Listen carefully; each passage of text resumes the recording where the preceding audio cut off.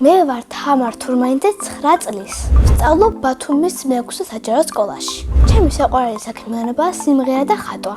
ვსწავლობ რევას ლაღიძის სამუსიკო სკოლაში, ვარ მეორე კლასში. ფორტეპიანოს დაკვრა იმიტომ გადაწყვიტა, რომ ჩემი ბიძაშვილი უკრავს და მეც ძალიან მომეწონა. მოხდეს პირველი დღე მუსიკალურში რომ მივედი. მქონდა გამოცდა და ნერვიულობდი. უნდა გამომეცნა რამდენი ნოტი დაუკრა დირექტორმა პიანინოზე. მუსიკაში ყველაზე რთულია პიანინოზე დაკვრა ორი ხელით სწრაფად. შედარებით ადვილია ვიოლინოს გასაღები. ჩემი საყვარელი კომპოზიტორია ბეთჰოვენი. ერთხელ მქონდა კონცერტი და მეორე კონცერტი მექნება 4 შაბათს. პირველ კონცერტზე ძალიან ნერვიულობდი, კიდე კაი არაფერი არ შემშლია. მე რო ახლა კარგი პიანისტი ვიყო, ჩემ კონცერტს ვისურვებდი პარიზში. ბილეთი ეღერება 120 ევრო და მთელი დარბაზი იქნება სავსე. პიანინოს გარდა კიდე მინდა ვუკრავდე ვიოლინოზე. მუსიკალურში მღერი რევას ლაღიძის გოგონათა გუნდში. მე ვმღერი პირველ ხმას, მაგრამ შემიძლია ვიმღერო მეორე და მესამე ხმაც. გუნდში ჩვენი მასწავლებელი არის მაგდა მათითაიშვილი. ის არის ძალიან ტკბილი, თბილი და ხალისიანი. ყველა ბავშვს იგი ძალიან გვიყვარს. გუნდში უკვე გქონდა 10-ზე მეტი კონცერტი. ყველაზე კარგად ამახშობდა ბოლო კონცერტი, იმიტომ რომ მესამე ადგილი ავიღეთ და ძალიან გამიხარდა.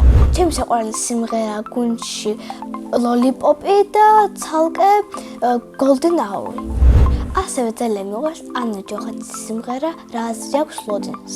რა აზრი აქვს ლოდინს, თუ არავინ მოდის, რა აქვს ფიქრებს, თუ არ დაგაფიქრებს, რა აზრი აქვს რამეს, ახლა როგორ გაწამებს, რა აზრი აქვს რამეს, თუ მარტო გძინავს რამე.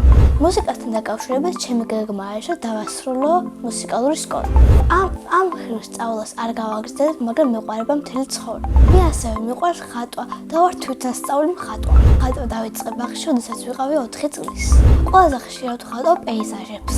ჩემი საყვარელი ფერია შავი და არ მიყვარს მწვანე. იმიტომ მგონია, რომ ის ბიჭების ფერია. ჩემი ნახატები არ გამიყიდია, მაგრამ ყიდული რა იყოს, გავყიდი 10 ლარად. მე ყველაზე მეტი ფული ჩემ ცხოვრებაში მქონია 70 ლარი. ფული როცა მოქვს, ძირითადად ვხარჯავ სახატავ საშუალებებში. ბევრი ფული რომ მქონდეს, მე ვიყიდი 3 სართულიან სახლს და ასევე 1 ლექს. კიდე დავეხმარებოდი გაჭირებულ ადამიანებს. პირველ რიგში დავეხმარებოდი უსახლკარო ადამიანებს. ერთხელ სულამში მქონდა ჩემი ნახატების გამოფენა. ოჯახთან ერთად ვიყავით დასასვენებლად და ჩემი მეგობრები დავპატიჟა გამოფენაზე. ყველაზე ხშირად ჩემს ნახატებს ჩუქნი დედიკოს. მეც მიყვარს საჩუქრებს რომ ჩუქნიან. ჩემი ოცნების საჩუქარია პატარა ყავისფერი ფუმფულა ლეკვი. ჩემი სკოლა იმიტომ მიყვარს, რომ ყავს მოსიყვარული მასწავლებლები და კარგი კლასელები. ჩემს კლასში ყველაზე მხიარულია ნია დეკანაძე. ყველაზე ჭკვიანია ნინო ფარსენაძე. ყველაზე ცელქია თემო ტედემაძე. ყველაზე მშვიდია ალექსანდრე ლაბაძე. მე ვარ ყველაზე თბილი, მეგობრული და ბრანჭია. ჩემი საყვარელი საგანია მათემატიკა. საყვარელი მასწავლებელია ზია ვასაძე, იმიტომ რომ არის ძალიან მოსიყვარული, მხიარული და ტკბილი. რომ გავიზრდები, მინდა გამოვიდე მომღერალი. ბავშვობაში მინდოდა გამოსულიყავი ვეტერინარი. ახლა მინდა რომ ვიყო 3 წლის, იმიტომ რომ ენატრება ბაღი და ბავშვობა. ჩემი აზრით ბავშვი მთავრდება 6 წლის ასაკში. მარტო დიდი რო ვარ, მაგრამ ენატრება ჩემი ბავშვობა. სახლში ვცხოვრობ მე, მამიკო, დედიკო, ძამიკო, ბებია და ჩემი დიდი ბებია. კიდე მინდა ვყავდეს 2 ძმა და 2 და. ჩემი ძმა არის 6 წლის და ქვია დათა. ის არის ძალიან მხიარული, ცელქი და ნერვის მომშლელი. ჩემი აზრით დათა რო გაიზრდება გამოვშტანგისტი. სახლში აქვს 2 კილოიანი გირები და 100 ასჯერ. მამიკო არის ძალიან მხიარული, თბილი და ხალისიანი. მე ვარ მამიკოს გოგო. დედიკო არის ლამაზი, ბრანჭია და მხიარული. მე ვარ საშუალო დონის დიასახლით. ასე იმიტომ მგონია, რომ სახლის ალაგება ზოგჯერ მეზერბა, მაგრამ საჭმელის გაკეთება ვიცი. პირველად საჭმელი როცა გავაკეთე, ვიყავი 8 წლის და ეს საჭმელი იყო პოპკორნი. ჩემი საყვარელი საჭმელია ხინკალი.